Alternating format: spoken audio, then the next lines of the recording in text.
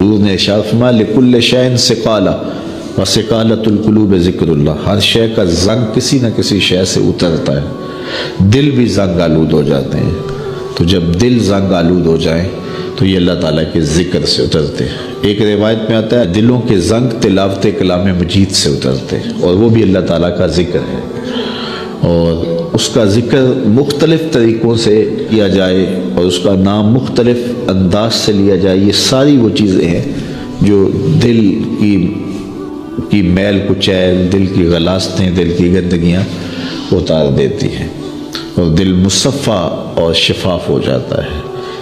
حضرات صوفیہ تو کہتے ہیں جب کوئی بندہ ایک مرتبہ کہتا ہے اللہ، تو اللہ تعالیٰ اس کی طرف 70 مرتبہ نظر رحمت سے دیکھتا ہے، اور جب اللہ تعالیٰ کسی بندے کی طرف نظر رحمت سے دیکھتا ہے اس کے 70 گناہ جل کے راکھ ہو جاتے ہیں۔ تو اس لیے جب کوئی بار بار اللہ اللہ پکار رہا ہوتا ہے تو اللہ تعالیٰ کی رحمتوں کے سائے میں آ جاتا ہے، اور جب ذکر کر رہے ہوں تو اس وقت مکمل یکسوئی کے ساتھ اس کی طرف متوجہ ہونا چاہیے، جس کو پکار رہے ہیں اس کی طرف یکسوئی کے ساتھ توجہ ہو، اور وہی ذکر حقیقی ذکر ہے۔ حضرت شیخ فرید الدین عطار علیہ رحمہ فرماتے ہیں ہر عضو بدن کا الگ ذکر ہے، زبان کا الگ ذکر ہے، آنکھوں کا الگ ذکر ہے، کانوں کا الگ ذکر ہے، ہاتھوں کا، پاؤں کا، دیگر اعضائے بدنیاں کا الگ الگ ذکر ہے۔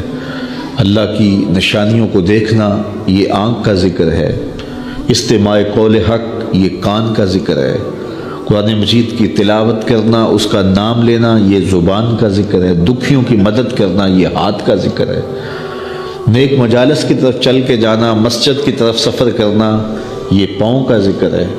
تو مختلف اعضائے بدنیاں کا مختلف ذکر ہے، اور ہر وقت جو ہے وہ ذکر کے اندر انسان لگا رہے اور رب کی یاد کے سائے میں اپنی زندگی گزارے۔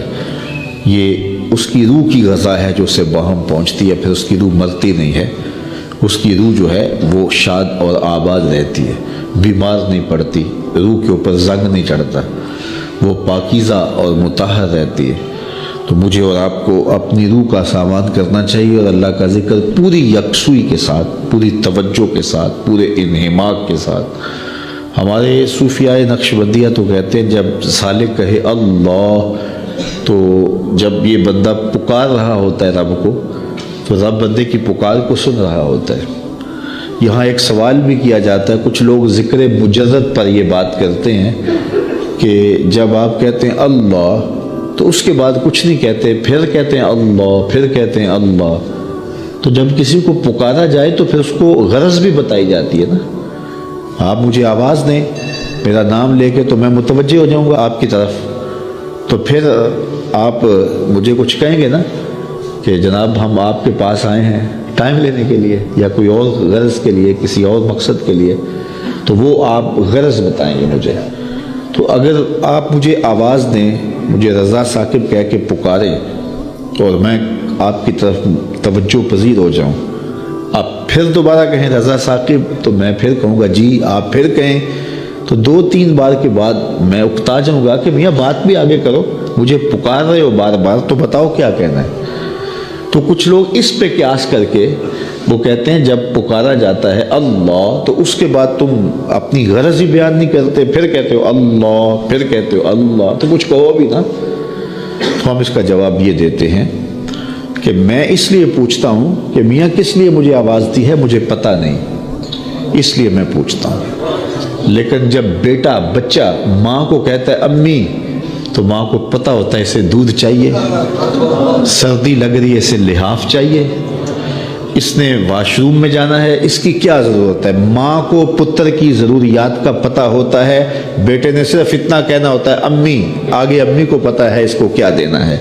تو بندے کا رب کو پتہ ہے اس کو چاہیے کیا، بندہ کہتا ہے اللہ، رب کو پتہ ہے میرے بندے کو کیا چاہیے۔ اے دلوں کو پھیرنے والے، میرے دل کو اپنے دین پہ ثابت رکھنا۔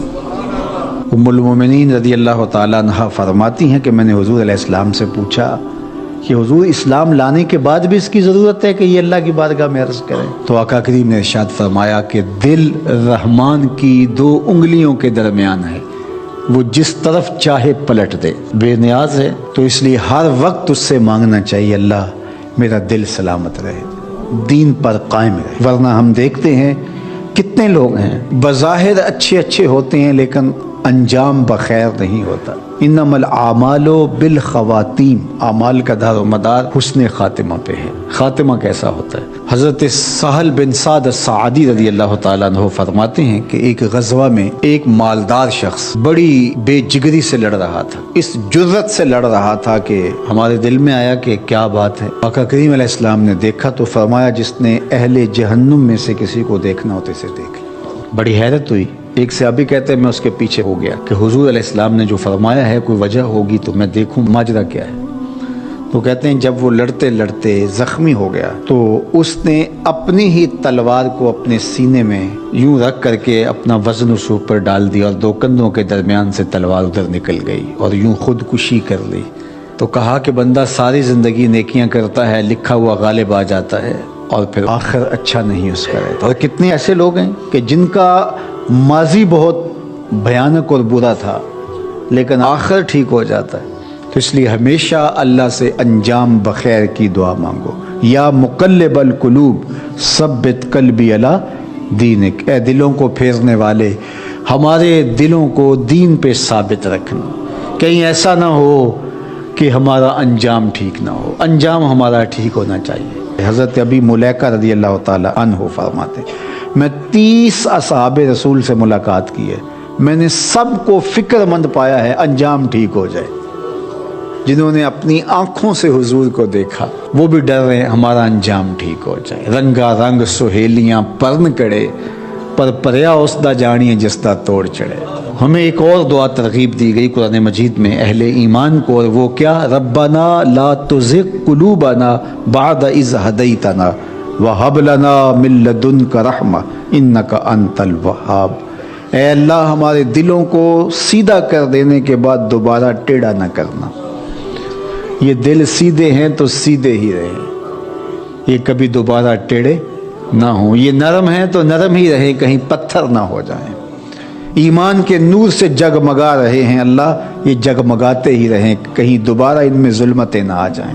لا تزغ قلوبنا بعد اذ ہدیتنا، ہمارے دلوں کو سیدھا کر دینے کے بعد دوبارہ ٹیڑھا نہ کر دینا۔ وہب لنا من لدنک رحمہ، اور ہمیں اپنی جناب سے رحمتیں عطا کر دے۔ انک انت الوہاب، تو وہاب ہے، اپنے کرم سے اپنے فضل سے ہمیں مالا مال فرما دے۔ تو میری دعا ہے اپنے لیے سب سے پہلے اور آپ سب کے لیے اور اپنے جملہ دوستوں کے لیے، پیر بھائیوں کے لیے، سب ملنے والوں کے لیے کہ اے اللہ ہم سب کو ہمیشہ ثابت قدم دین پہ رکھنا، آخری ہچکی تیرے نام پہ آئے، تیرے محبوب کی غلامی میں آئے، ہم سب کا خاتمہ ایمان پہ۔ ایک ایک کر کے دوست ہم سے جدا ہو رہے ہیں، ہم بھی اس دنیا پہ مستقل رہنے والے نہیں ہیں، کوچ کر جانے والے ہیں۔